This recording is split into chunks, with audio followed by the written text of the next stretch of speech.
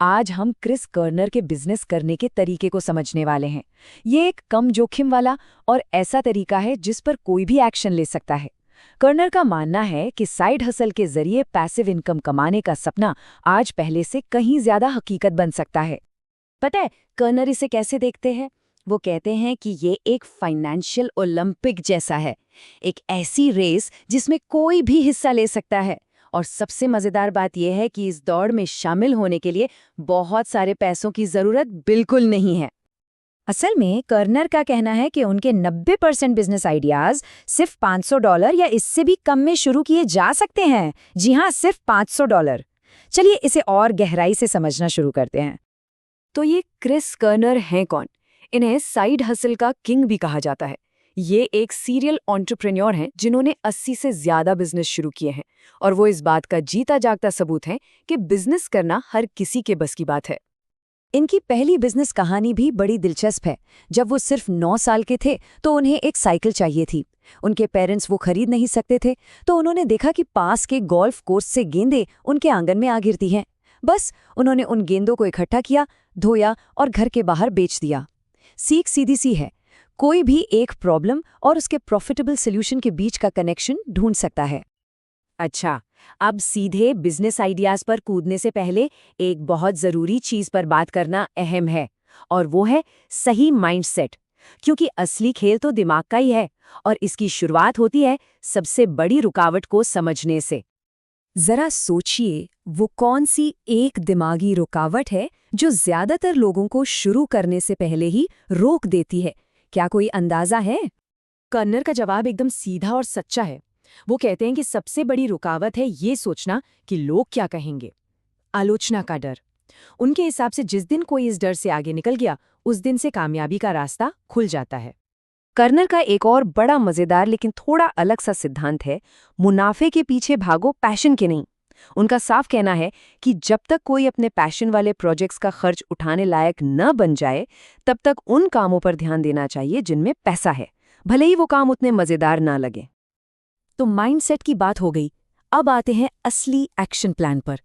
ये है कर्नाल की मुख्य स्ट्रैटेजी। ये इस सोच को पूरी तरह से बदल देती है कि कामयाब होने के लिए कोई एकदम नया, एकदम अनोखा आइडिया चाहिए। करने के लिए अगर कोई बिजनेस पहले से चल रहा है और कामयाब है, तो ये एक खतरे की घंटी नहीं बल्कि एक हरी झंडी है। इसका मतलब है कि किसी और ने सारा जोखिम उठाकर पहले ही ये साबित कर दिया है कि ये आइडिया काम करता है। यहाँ पर सबसे जरूरी सीख यही है कि नकल करना एक बहुत ही पावरफुल और कम जोखिम वाली स्ट्रैटेजी है। आपको कुछ बेहतर या अलग करने की जरूरत नहीं है, बस वही करिए जो पहले से काम कर रहा है।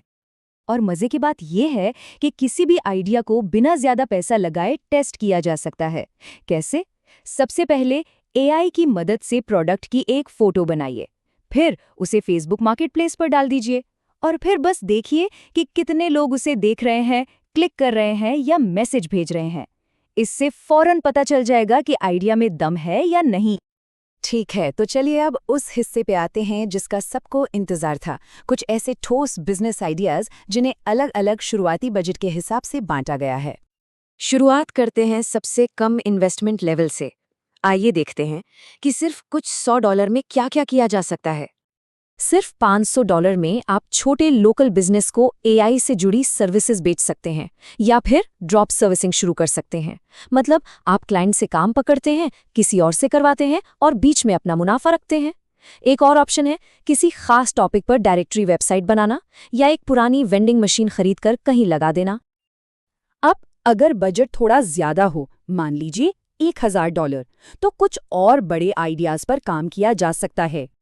इस बजट के साथ वेडिंग रेंटल्स का बिजनेस एक शानदार ऑप्शन है। शादियों में इस्तेमाल होने वाली चीजें जैसे कि डेकोरेशन का सामान बनाकर या खरीदकर किराए पर दिया जा सकता है। या फिर एक लोकल ईमेल न्यूज़लेटर शुरू किया जा सकता है और लोकल बिजनेस को विज्ञापन बेचकर पैसा कमाया जा सकता है। और अब आते हैं आखिरी बजट टियर पर, $5000। यहाँ एक ऐसा आइडिया है जिसमें रियल एस्टेट के जरिए सही मायनों में पैसिव इनकम बनाने की ताकत है। ये एक एडवांस स्ट्रैटेजी है। इस पैसे से किसी छोटे आरवी पार्क को खरीदने के लिए शुरुआती ड्यू डिलिजेंस यानी कि जांच पड़ताल की जा सकती है। फिर उस पार्क को सेलर फाइनेंसिंग से खरीदा जा सकता है। मतलब बैंक से लोन लेने की जगह अब सीधा मालिक को ही हर महीने किश्तों में पेमेंट करते हैं और फिर उस पार्क को बेहतर बनाकर उसे और ज़्यादा प्रॉफिटेबल बना सकते हैं। चलिए, अब इस पूरी बातचीत के आखिरी और सबसे ज़रूरी हिस्से पर आते हैं। ये एंटरप्रेन्योरशिप की यात्रा के बारे में एक कड़वी लेकिन ज़रूरी सच्चाई है। सबसे मुख्य बात यह है कि एंटरप्रेन्योरशिप का मतलब मुश्किलों से भरा जीवन नहीं है। नहीं, इसका मतलब है यह चुनना कि आप कौन सी मुश्किलें हल करना चाहते हैं।